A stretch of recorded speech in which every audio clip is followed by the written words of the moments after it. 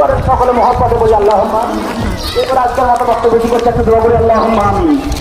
ইয়া আল্লাহ, আসসালামু আলাইকুম বন্ধুরা, সবাইকে ঈদ মোবারক।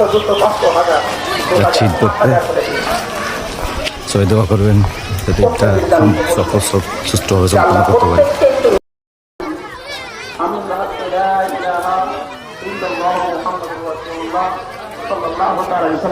ইনশাআল্লাহ 7টার সময় জামাত আরম্ভ হয়ে যাবে।